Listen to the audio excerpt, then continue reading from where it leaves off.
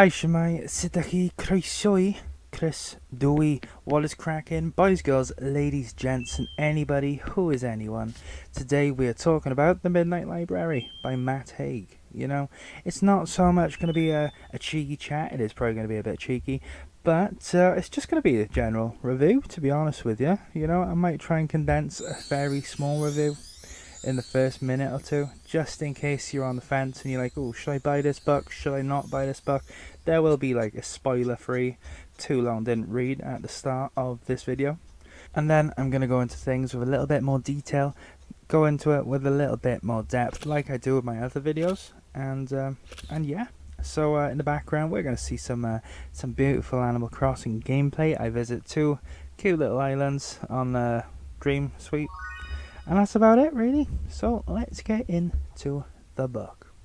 So, The Midnight Library. The Midnight Library was published last year, and I've got the hardback edition, and mine says that it's the #1 Sunday Times bestseller. This book has done pretty well. It seems to get mostly positive reviews. I've checked Goodreads, mostly positive reviews, and you know, you get an occasional 1-star, and it just sort of feels like maybe they missed the whole point. But at the end of the day, you are entitled to your own opinion. I'm not gonna try and gatekeep a book. But yeah, you know, it is a good book, and there is one thing I will say. I will say this one thing. If you are sensitive to topics and themes such as depression, self-harm and suicide, then maybe this book isn't for you. Maybe this book might upset you, because I started reading on like a Monday, and then I had to put it down, picked it back up on a Friday, you know. I didn't realise that it bothered me that much, but it did. The book is good. The book is good. Just keep that in mind for if you are thinking about getting it. So let me give you a very brief rundown about the book. Let me give you a brief rundown. So the story primarily it does only follow Nora. Nora's a 30-something woman. She struggles with depression, and a series of unfortunate events unfortunately lands her in the Midnight Library. Now the Midnight Library is this, it's sort of like a weird Twilight Zone between life and death, and then she's talking to a librarian, and the librarian's a prominent figure from her childhood, and she shows her a book of regrets, and basically the things she regrets most are just bigger in the book, and then the things she regrets least are quite small and faded in the book. And then she gets to live out various different lives by pulling out different books, where she'll sort of explore those regrets and see how things would have gone if she maybe did something else with her life. So maybe she wanted to go to clown school, completely made up, I'm not spoiling nothing for you, and then she'll live out a life where she did go to clown school, and maybe it's awful, maybe it's really cool. But then, the moment she gets a twang of regret, she sort of fades back into the Midnight Library. So it's like playing Sims, where you take over different Sims. You just swap characters and then the little plumb bobs above their head. That's what Nora's doing, except she's taking over other Noras in like separate dimensions, if that makes sense. It's all quite complicated.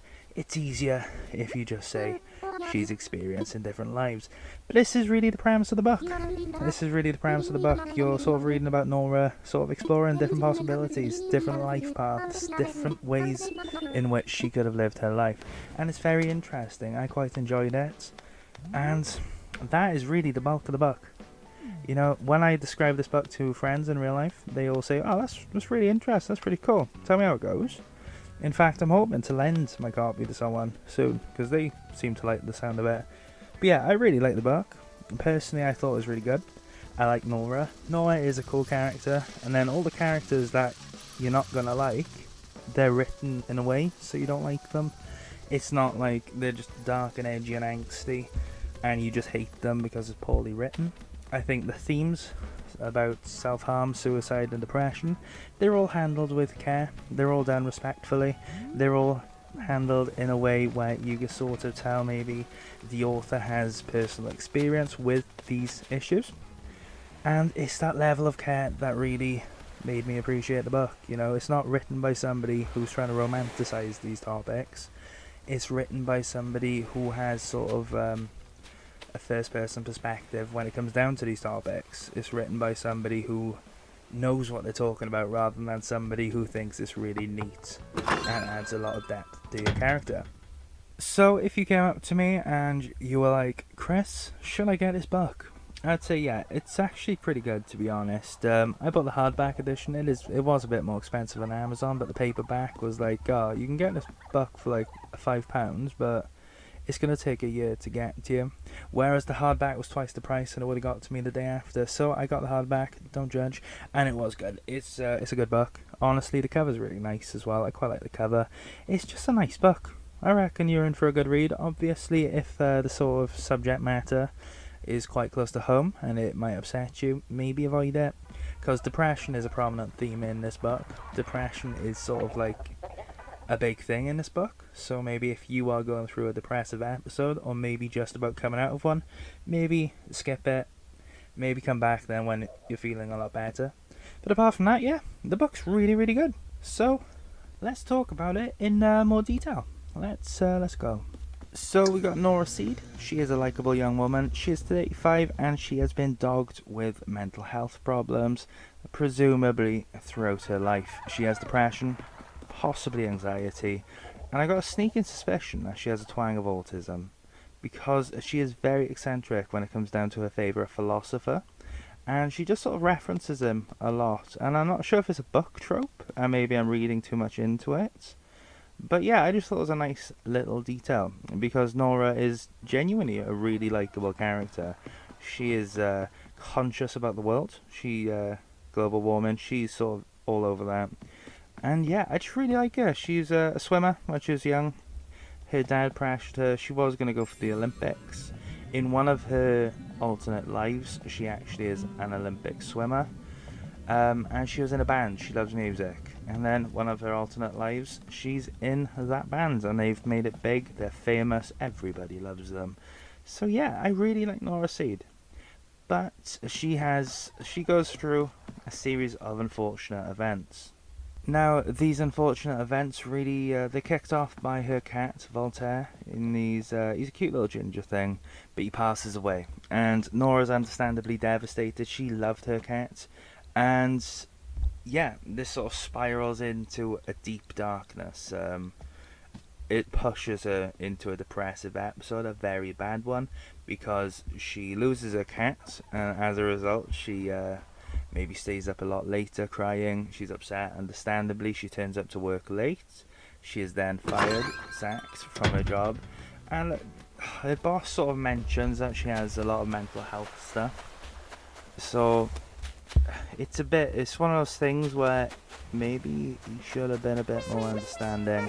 But alternatively, I don't know how the work dynamic is going in that music shop. So it's one of those things. Nora loses her job. She's understandably even more gutted. She is even more devastated because she likes the job and she's 35, she's got rent, she needs to pay for her bills, and she's just had her main source of income stripped from her. So she is understandably devastated. So she walks around town, completely just doesn't know what to do. She goes to like a newspaper store. She sees a woman that works, the woman that works in the newspaper store went to school with her, and she's like, oh, hello, I've got kids now, you know, it's the best thing in the world. And then Nora she bumps into an old bandmate called Ravi. Now Ravi he's a bit of a douche, not gonna lie. He's not very likeable, and I'm not sure if he's meant to be unlikable or if I just didn't like him. I don't like Ravi. He comes off as quite confrontational, quite argumentative. He's not very nice. So obviously Nora is he sort of just shout talks at her. She's even more devastated.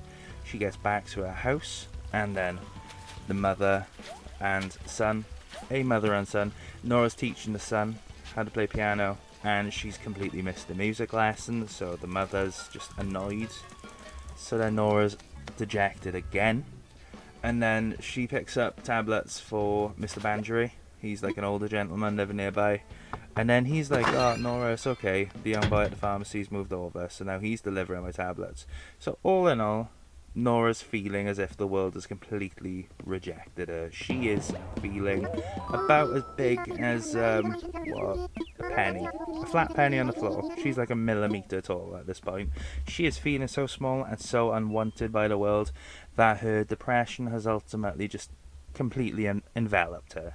And to top it all off, she's also sent a message to one of her old best friends who's currently living in Australia, and she has been left on read, which being left on red normally isn't such a bad thing, but when you're going through a depressive episode, when you're feeling particularly vulnerable and lonely and rejected, it's just a swift kick to the nuts, you know, so a swift toe tap to the nuts. It's something that just hurts, it's just a sting to top it all off. And Nora's depression is, the thing I like about about the way it's written, is that it is written very carefully, with respect, and it's not done in a way where it's just sort of ham-fisted into her character as an afterthought. When Nora was being built up, she was built up with depression being an aspect of her character. And you can tell, and it's done very well, and you can tell that the author, Matt Haig, most likely has first-hand experience with this kind of thing, or at least he's done a lot of research. It's done very well. So, Nora's depression ends up with her wanting to not be there anymore, and she takes actions to not being there. She fades out of consciousness, and she wakes up at the Midnight Library. She goes in, and it's sort of like a beautiful otherworldly library with rows upon rows upon rows of books. It actually sounds pretty neat, to be fair. And there's a librarian. Her name is Miss Elm. She is the librarian that Nora remembers from school. She liked Miss Elm. Miss Elm was like a motherly figure, and it's sort of implied that Nora's own mother wasn't so much as caring, so Nora sort of looked up to Miss Elm more as like a motherly figure than her own mum, which is quite sad. But yeah, this is really where I suppose the fun starts. The book it's a wild ride from here on out. Miss Elm sort of explains to Nora where she is, why she's there, and sort of how it works. So they end up pulling out a book of regrets, and now this book of regrets is quite thick. It's quite a heavy book, and it has, like I said, the bigger regrets are bigger in the book, where the smaller regrets aren't as small. So, for instance, she regrets not marrying her fiance. So that's quite a big one. But then something quite small would be like not handing in her own work. She doesn't really care, but when she thinks about it, it's like, oh, she wishes she did it. So this is really it. So what happens is Miss Elm sort of explains that the Midnight Library is where she goes between life and death. It is sort of like a twilight zone, and Nora gets to live out different lives from there on out. And the moment she feels a twang of regret, she sort of comes back and lives out another life. So yeah, I really like the Midnight Library as a concept. It's quite cool. It's quite interesting. It's sort of like one of those it's like one of those late 2000s, early 2000s films, like I want to say Click, where there's something so otherworldly, so outrageous, but it makes you think, what if that was real? How interesting would it be? I don't know, I don't even know what to say. It would just be amazing to live out different lives, even if it's just for 5 minutes, just see how things could have gone. It would have been really interesting. But anyway, Nora picks up a book, and her first book is when she sort of marries her partner Dan. She married her fiance Dan, and they buy this cute little pub out in the English countryside. I think it's in Oxfordshire. So they get this cute little pub, and not as old as it seems. Nora's a lot older. She has a nice little cat. Volts is now quite posh. She's a posh cat. And they got the regulars, they got the staff, they're in the house, and then Dan he's there. It's not immediate, he's still a massive tool. But when they go upstairs, it sort of becomes apparent. Dan sort of gaslights Nora quite a lot. It's quite a toxic relationship. It's not a very happy relationship. Dan feels quite controlling. He's quite crass. He's not very nice as a person. He doesn't really seem to respect Nora that much either, to be fair. So what ends up really happening is Nora basically just snaps at him, because she then sort of explains that she didn't want to outsmart Dan because Dan would be funny about it. So then she runs off into the bathroom, and the regret overwhelms her, and she comes back to the Midnight Library.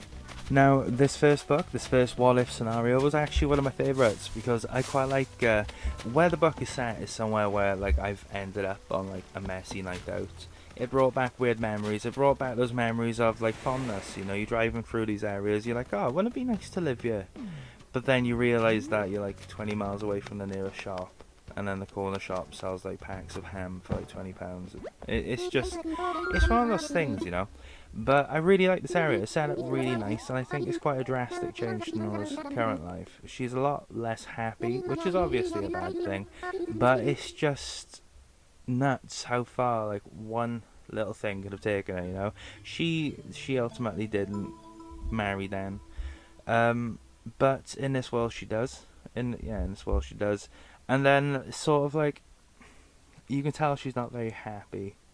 And that's probably one of the worst things, is that we all sort of have those what ifs in our heads, where what if we maybe asked out our crush in like when we were young or something like that. What if we stayed with them?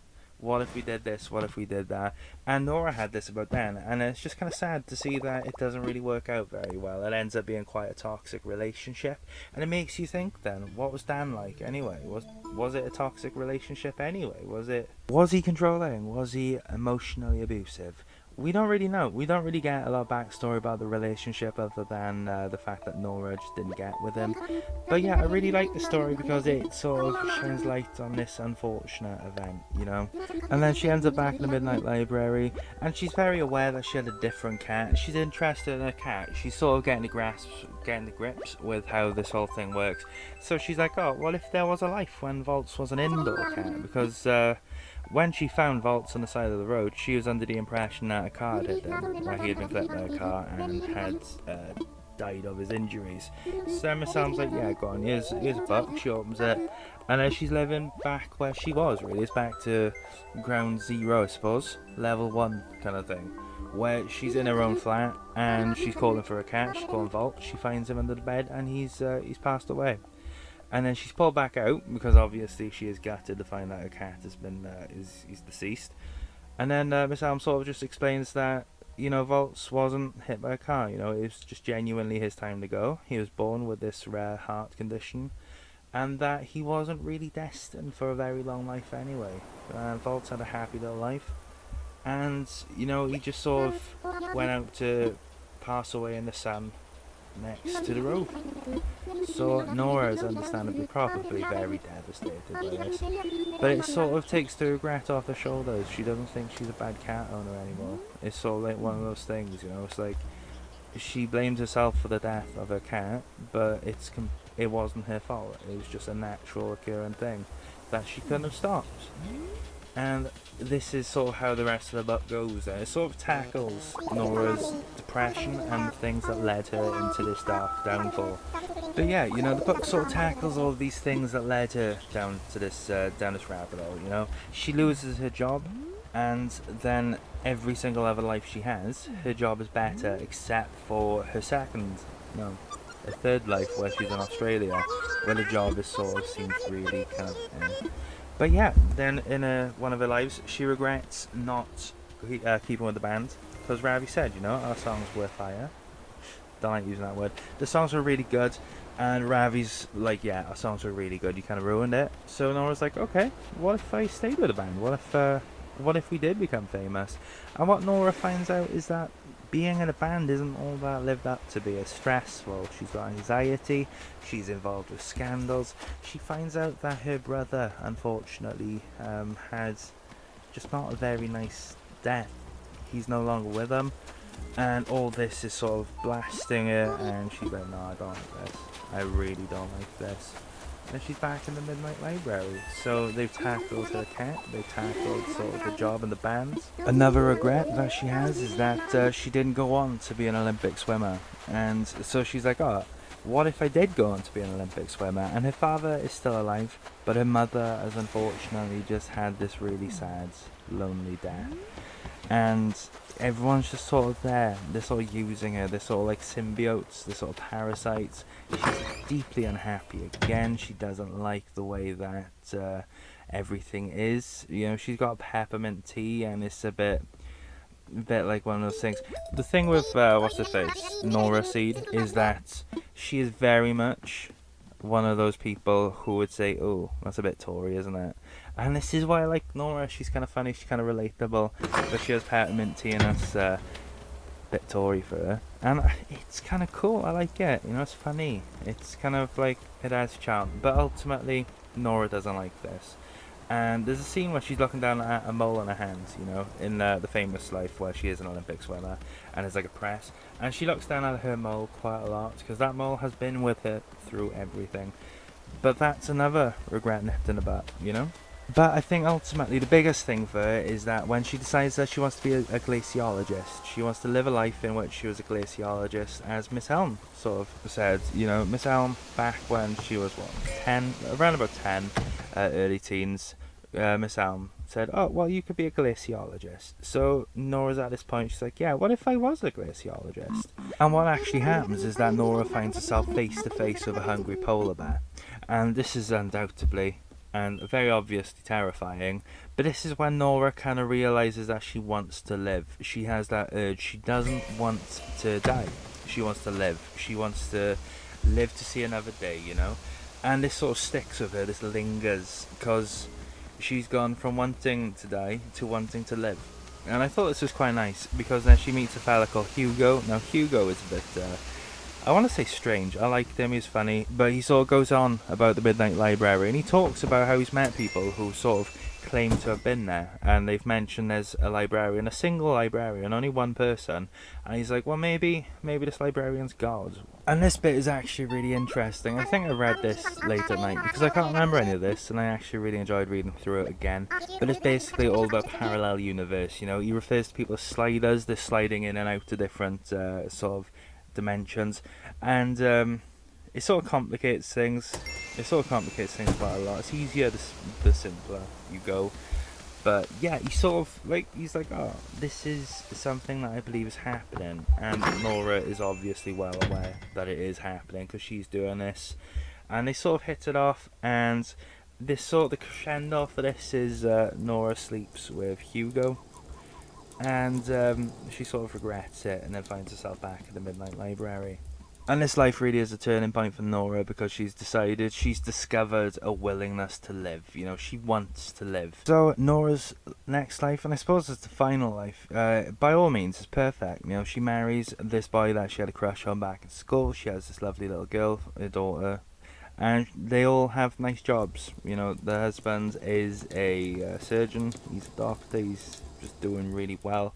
Nora's just generally really happy, and it sort of comes down to there's something missing, you know. There's a lingering sadness, there's this thing that doesn't quite feel right, and this really sparks when Nora's walking home one day. She goes to the care home, she finds out that Miss Elm has unfortunately passed away, so she's walking back home, and what she sees is the young lad that she teaches piano.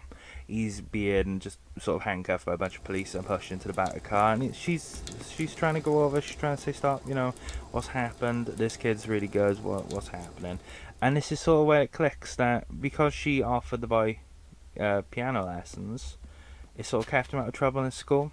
And this is when she really starts realising that her sort of actions rippled. They had a ripple effect, and this is when like the book starts getting a bit like feel good, and I can see why people are like complaining on Goodreads about the book being mushy and feel good.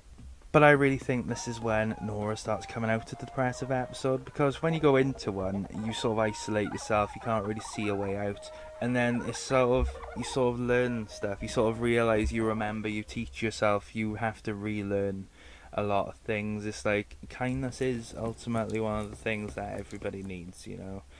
And Nora's realising that her kind actions in her root life had ripple effects, you know. This boy was kept out of trouble because she taught him piano. The mother, presumably, was a lot happier So Nora sort of gets home and she sees her husband, her child. She sees how lovely everything is, but she knows it's not really her life, you know. It's sort of that butterfly effect where she's seen the kindness of her actions in her root life, and she sort of realizes that, yeah, she kind of wants to live because she appreciates life and kindness and love. So then she ends up saying goodbye to everyone and her dog, and she's pulled back into the Midnight Library. Now the Midnight Library is falling apart.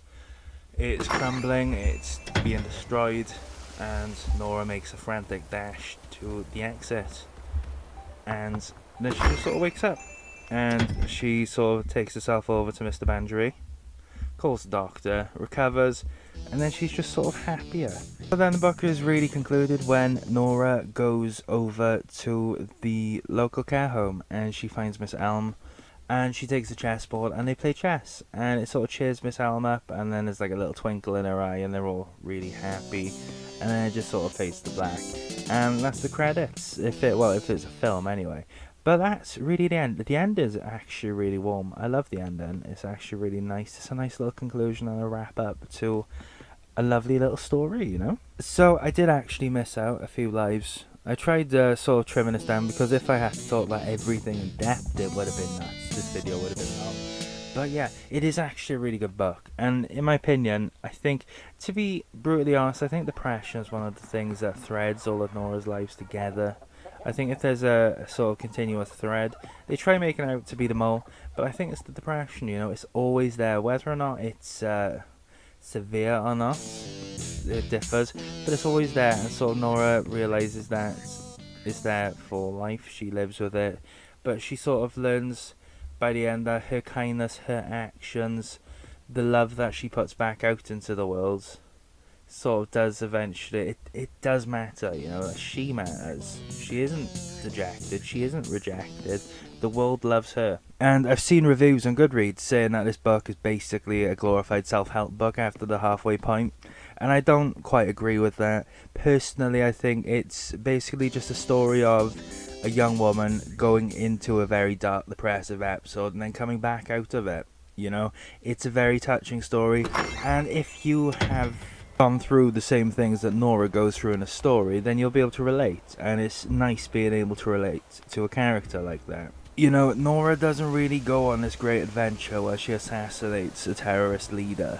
She just sort of comes out of a depressive episode and realizes and appreciates her own kindness, I suppose. She has this higher sense of self-worth when she comes out of it, and it's a beautiful little bit of character development. It's a beautiful little story from a fantastic character. Nora is a fantastic and authentic character. She feels real, she feels like a real person, and this is just lovely. I loved the story. I loved every single life she had, although in all honesty some of the later lives she lives, they go on a bit longer. I would have much preferred maybe cut these down and let her experience more, but obviously in the lives where she sort of experiences them for longer, she's learning more life lessons, which yeah, it is what it is. I think this book is genuinely just really, really good, to be honest with you. Like I said, you know, if you can afford this book and you know you're not having to pick between this book and going out on Saturday or something, pick this book up. This book is actually really good. It's a lovely little book. Well, it's not. Is it little? I don't know. I read it in 2 sittings, but I absolutely devour literature. It's a lovely little book. I would recommend it. 100% recommend it. And if you've gone this far in this video, I want to say thanks. I want to say thank you for being a legend. You are legendary. I would high five you through the screen if I could. But yeah, that's about it. So all in all, The Midnight Library is a really good book. I recommend it. Personally, I love it.